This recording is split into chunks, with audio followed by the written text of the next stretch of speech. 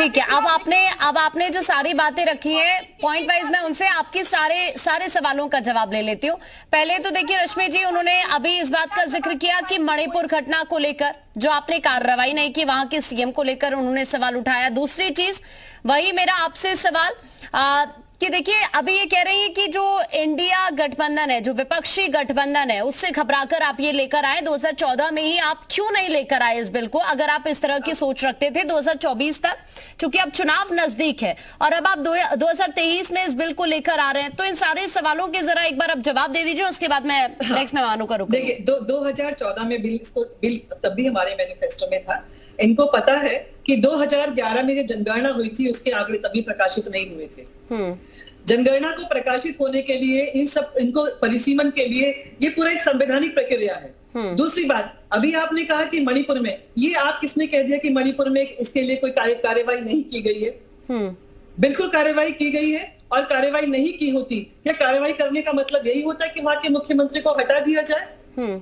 मुख्यमंत्री अपना संवैधानिक तरीके से, कानूनी तरीके से काम कर रहे हैं और उसका आप सुपरिणाम भी देख रहे हैं कि आज मणिपुर में पहले जैसे माहौल नहीं है, वो सुधर रहा है। दूसरी बात, मैं उनको ये बताना चाहूंगी कि महिला के लिए जितना हितैषी भारतीय जनता पार्टी की सरकार रही है, आज तक कोई नहीं रही है। उन्होंने जो कहा है भारतीय जनता पार्टी ने महिलाओं का सशक्तिकरण करने के लिए, वो सब किया है। आज महिला सम्मान से भी जी रही है, वो आत्मनिर्भर भी है और वो आत्मरक्षा करना भी जानती है।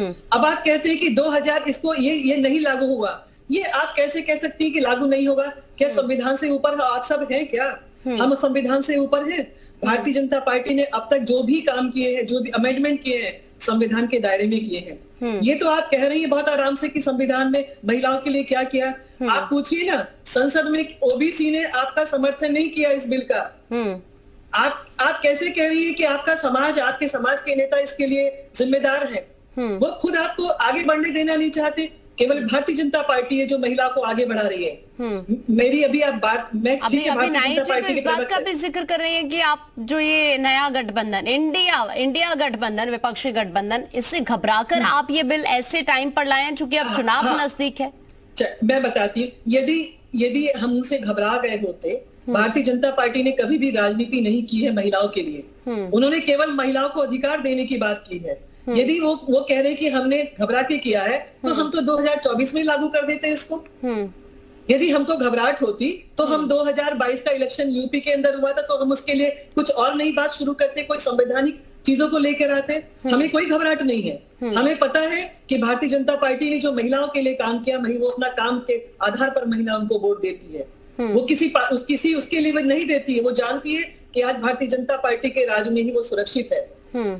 आपका ये इल्जाम अपने आप में ही गलत है। मैं इस बात पे बिल्कुल नहीं मान सकती, क्योंकि यदि मैं एक महिला हूँ, ठीक है, मैं भारतीय जनता पार्टी के इस समय प्रवक्ता के रूप में बैठी हुई हूँ, मगर यदि मैं एक आम महिला होती तब भी मैं यही कहती कि आज यदि हम सम्मान से जी रहे हैं तो भारतीय जनता पार्टी की सरकार में जी रहे हैं, माननीय मोदी जी की सरकार में जी रहे हैं। ठीक है, ठीक है, तो ठीक है, मैं वापस आपके पास लौट रही हूँ। प्रोफेसर अनीता जी का भी रुक कर लेते हैं एक बारी। अनीता जी, आप सहमत हैं इन सभी बातों से जो अभी रश्मि जी ने रखी हैं कि अभी महिलाओं को असली हक उनका मिल रहा है, जो सम्मान से वो जी पा रही हैं, तो ऐसा सिर्फ अभी हो रहा है? अनीता जी,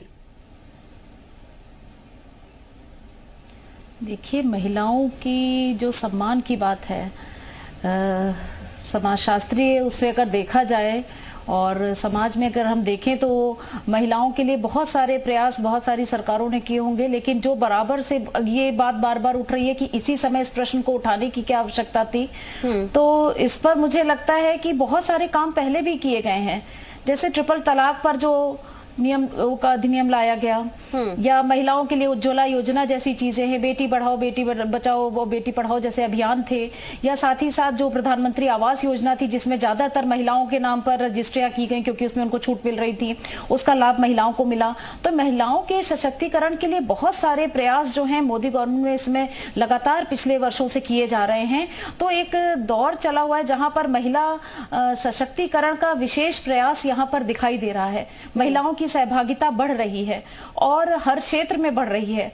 अभी हम लोगों ने सबने देखा, चंद्रयान के दौरान भी महिलाओं का महत्वपूर्ण योगदान उसमें दिखाई दे रहा था और हर क्षेत्र में दिख रहा है। मैं कह सकती हूँ कि कोई भी क्षेत्र यहाँ पर छूटा नहीं है, चाहे खेल है, चाहे अंतरिक्ष की बात थी और मेडिकल, सब हर क्षेत्र में महिलाएं आगे आ रही हैं। और किसी उससे जब ये राजनीति में जब ये इस समय अभी किया गया, इसके परिणाम तो बहुत लंबे समय बाद आने हैं, लेकिन सुखद आएंगे। कहा जा रहा है कि हो सकता है राजनीति के उससे किया जा रहा है या महिलाओं के प्रति सम्मान की बात है इसलिए किया जा रहा है, कारण कुछ भी हो, परिणाम सुखद ही होगा, क्योंकि अभी से तैयारियां की जाएंगी। एक दिन का कार्य नहीं होता। जहां पर आरक्षण करा गया, अगर 33% आरक्षण की बात कही जा रही है तो एक दिन में होकर तुरंत थोड़ी कोई लड़ने लगेगा इलेक्शन। इलेक्शन लड़ने के लिए अपनी भूमि तैयार करनी है, वहां पर एक तरीका होगा कि कैसे लड़ना है, किसको लड़ना है, क्या करना है, उसको अपनी जगह बनानी होगी, तब वो लड़ पाएगी। तो ये कहना कि इस समय क्यों, जब भी कहा जाता, जब भी किया जाता, ये तभी ये प्रश्न उठ जाता कि इस समय क्यों, लेकिन ऐसा नहीं है। महिलाएं जो हैं, महिलाओं के सशक्तिकरण के लिए इस तरह के जो प्रयास हैं वो मैं फिर कहूंगी कि मील के पत्थर साबित होंगे, क्योंकि राजनीति से ही सत्ता मिलेगी, सत्ता से ही शक्ति आएगी और जब शक्ति होगी तभी बात सुनी जाएगी और बात सुनी जाना बहुत जरूरी है। तभी ये जब बात होती है कि अभी चाहूंगी इस चीज का कि ऐसा अभी उन्होंने, देखिए आपने जो सवाल उठाए उन्हीं को लेकर भी अभी बोल रही थी अनीता जी, टाइमिंग को लेकर और कई सारे फैसले, चाहे उसमें देखिए बेटी बचाओ बेटी पढ़ाओ हो या फिर प्रधानमंत्री उज्ज्वला योजना हो, फ्री सिलाई मशीन योजना या बहुत सारे 3 तलाक जैसे फैसले, इससे पहले भी तो चीजें हुई है ना।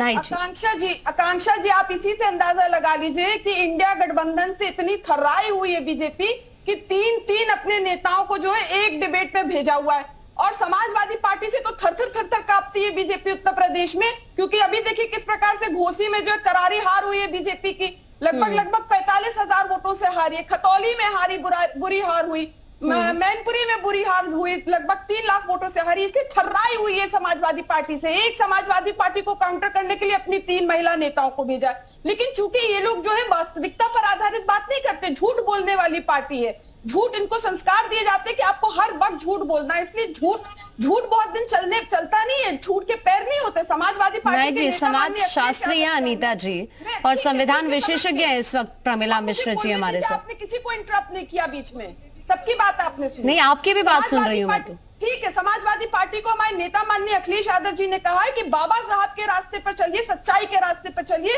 क्योंकि सच्चाई सही होती है, सत्यमेव जयते, उन्होंने ये बताया।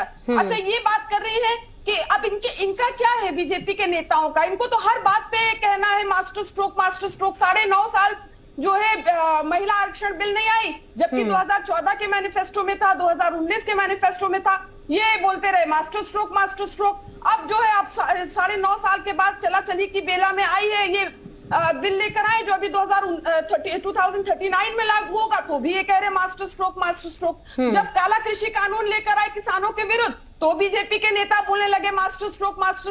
700 किसानों ने अपनी जानों की आहुति दे दी। वो तो अखिलेश यादव जी ने गाजीपुर से लखनऊ तक रात्रि जागरण किया, रथ यात्रा निकाली, जिसमें लाखों जनमानस सड़कों पे आई, विशेषकर महिलाएं बड़ी संख्या में आई, नौजवान किसान, उससे थर्रा घबरा कर जो है मोदी सरकार ने काला कृषि कानून वापस लिया, तो बीजेपी कहने लगी मास्टर स्ट्रोक। अरे बीजेपी कहां से महिला तैशी हो जाएगी?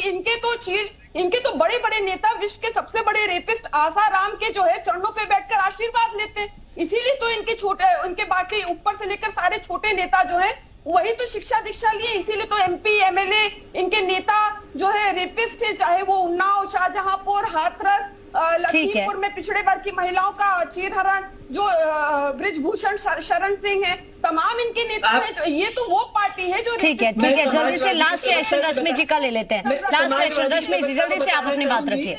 समाजवादी के प्रवक्ता को बताना चाहूंगी कि आपने ये आंकड़े मुझे बता दिए हैं, कभी वो याद करिए आप कि जब समाजवादी की यहाँ गवर्नमेंट थी उत्तर प्रदेश के अंदर, तब महिलाओं की क्या हालत थी, याद करिए आप। महिलाएं घर से बाहर निकलना मुश्किल था, आज कम से कम बेटियां सर उठा के तो जी रही हैं। तब क्या था आप ध्यान करिए, इतना बुरा हाल था, थानों तक, अंदर थाने, पुलिस तक महिलाएं घबराया करती थी, पुलिस थाने में रिपोर्ट दर्ज करने नहीं जाएगा। ठीक है, समय का अभाव है, आप सभी को रोकना पड़ रहा है। बहुत शुक्रिया आपका राय जी, लेकिन कॉन्फिडेंस लेवल तो वाकई बहुत ज्यादा बढ़ गया है समाजवादी पार्टी का कोसी में जीत के बाद। और आप चूंकि चर्चा में इसी मुद्दे को लेकर कर रहे थे कि क्या आरक्षण से असली पावर महिलाओं को मिल गई है या फिर अब इसके आगे क्या, या फिर महिलाओं को लेकर जो अभी तक फैसले लिए गए हैं उससे ये तमाम अलग अलग जो महिलाएं हमारे साथ मौजूद थी, चाहे वो बीजेपी से, समाजवादी पार्टी से, कांग्रेस से या समाजशास्त्री हूं या फिर संविधान विशेषज्ञ हूं, क्या उनकी राय है इसको लेकर, यही जानने की हमने कोशिश की।